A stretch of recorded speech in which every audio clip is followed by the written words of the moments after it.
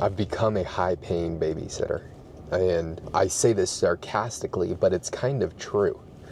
Now that we have 25 full-time employees, you go from doing the work to just babysitting people in a lot of ways. And this is why we're so obsessed with trying to find and attract higher caliber people that, one, don't need to be babysat, and two, are helping improve the systems and the processes and hitting the deadlines.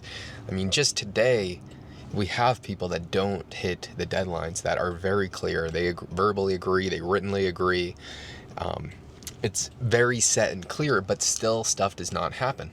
So then, instead of the systems running seamlessly, what you realize is you can have the systems, but if the people don't follow them, it doesn't actually matter. And then there's always external factors that get blamed. There's always someone else's fault. And so it's just annoying having to babysit people.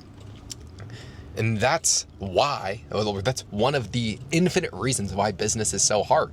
And if you can get that down, there's so many outsized returns.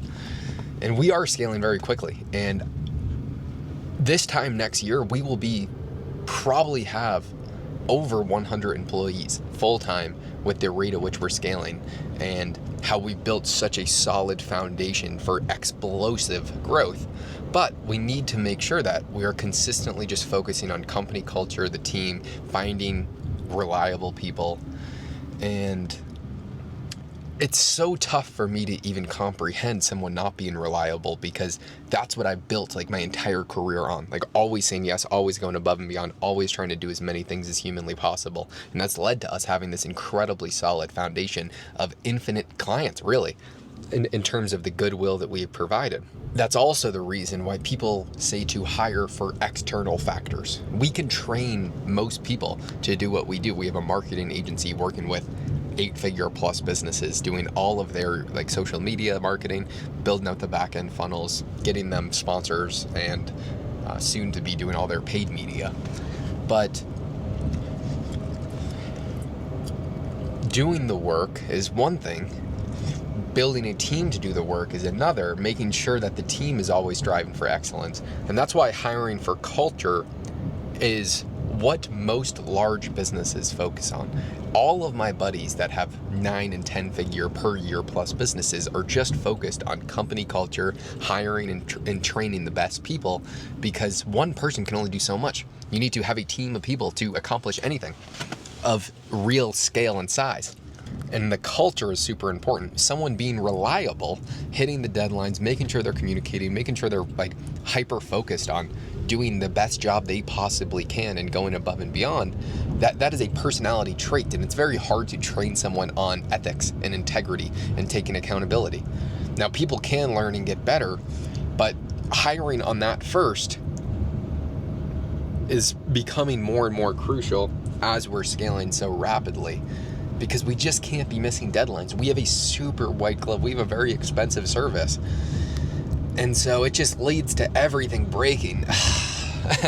And it's not even that big of a deal, but if you don't fix small issues when they occur, they are going to become large issues. I've seen this happen in personal relationships. I've seen this happen in every single aspect of business.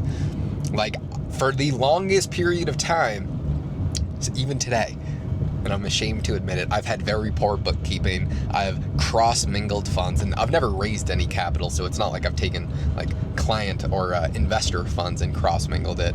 But in our vertically integrated business, we get paid from different directions, and those should be separate business entities. I just fucking take payment all in one bank account. I'll spend money in different bank accounts, and that shit you just shouldn't do when you're running a business. You have to be disciplined. You have to fucking play things right. So what should I be doing?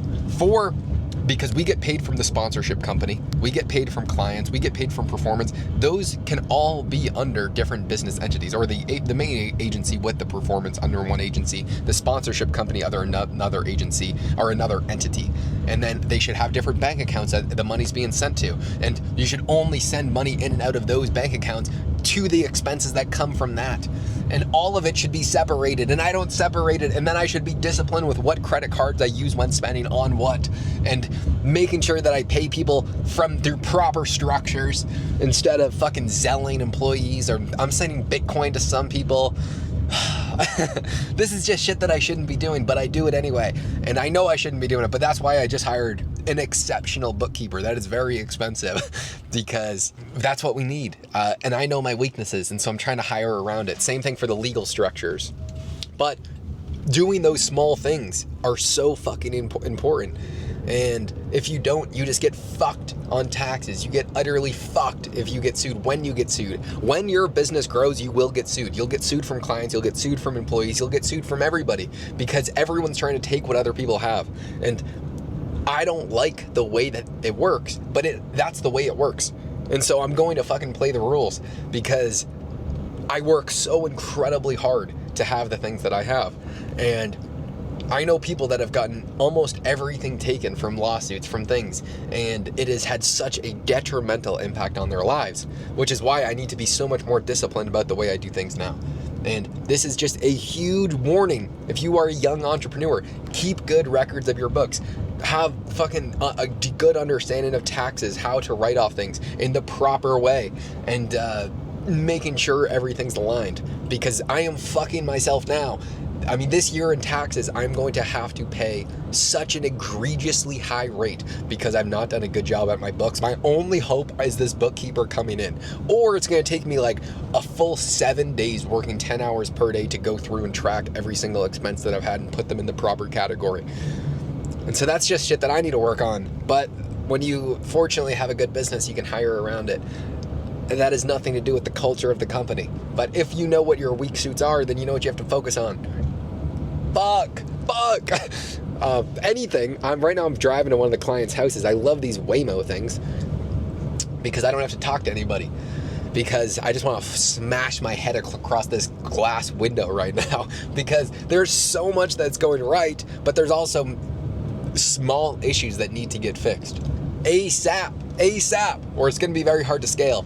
But having the bigger vision, saying, okay, if we can fix for this, we are unlocking literally tens of millions of dollars per month.